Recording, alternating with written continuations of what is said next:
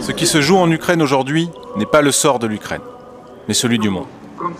Ce pays n'est que le champ de bataille d'une guerre menée par l'empire financier de la City de Londres et de Wall Street, décidé à maintenir son hégémonie planétaire à n'importe quel prix, y compris d'un affrontement militaire si la Russie et la Chine ne se soumettent pas.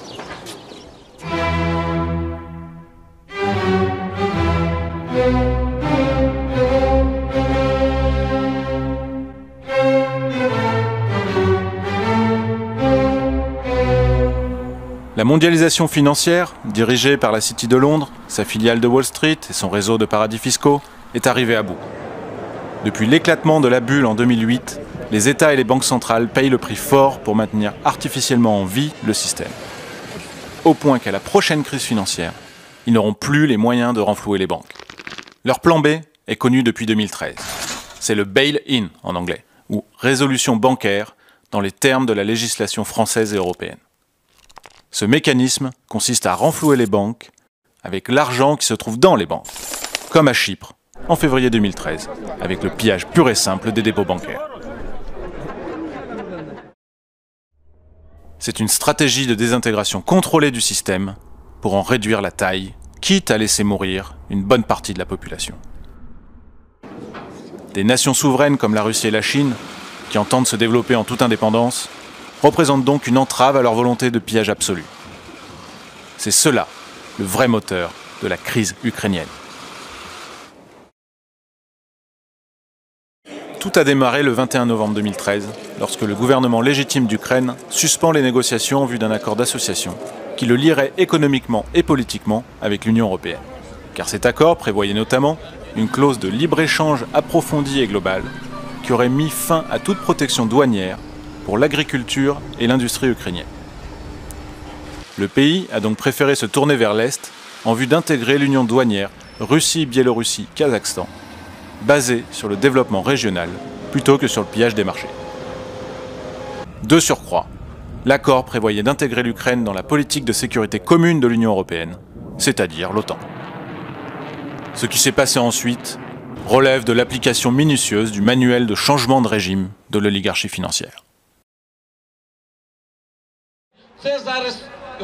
Les 21 et 22 novembre, de petits rassemblements pacifistes se tiennent sur la place Maïdan, réunissant quelques centaines de pro-européens.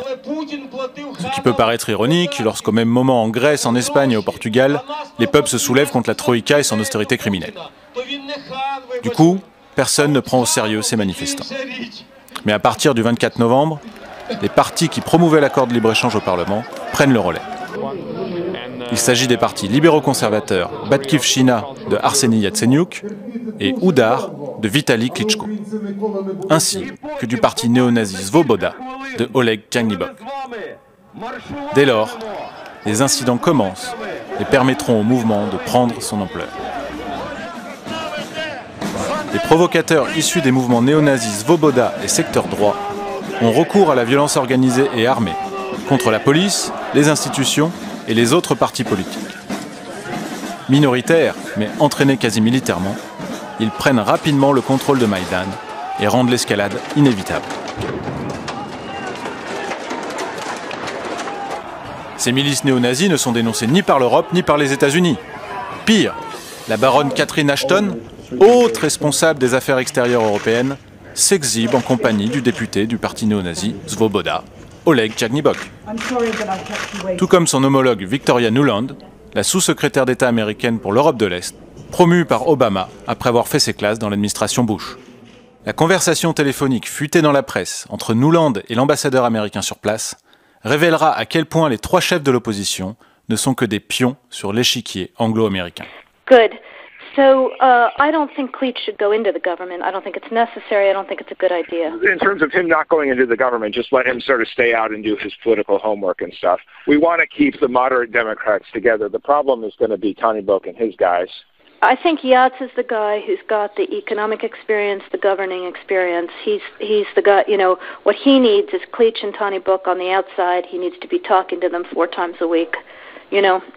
So that would be great, I think, to help glue this thing and have the UN help glue it. And, you know, fuck the EU.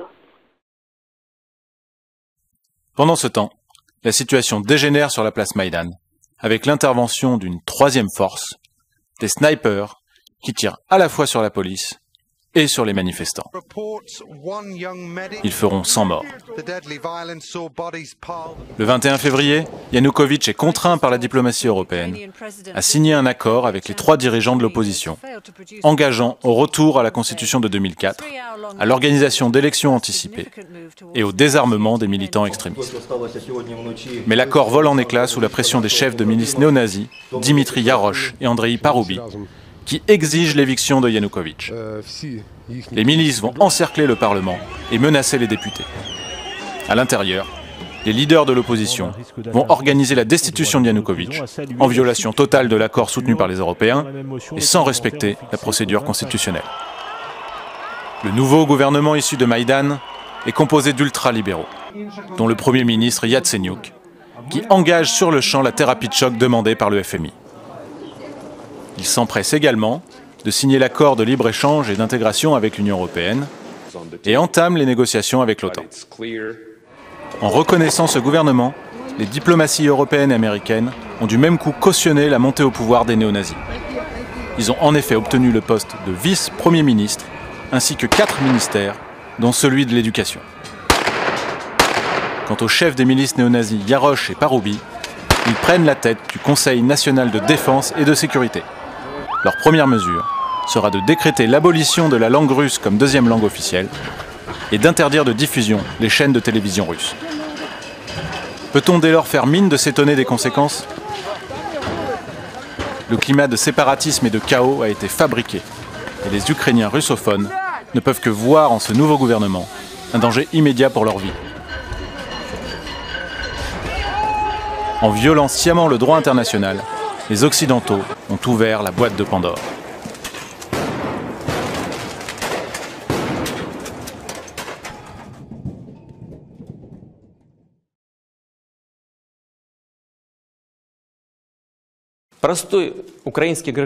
Mettons-nous un instant à la place de la Russie. Peut-elle se permettre l'inaction face à ce rouleau compresseur ?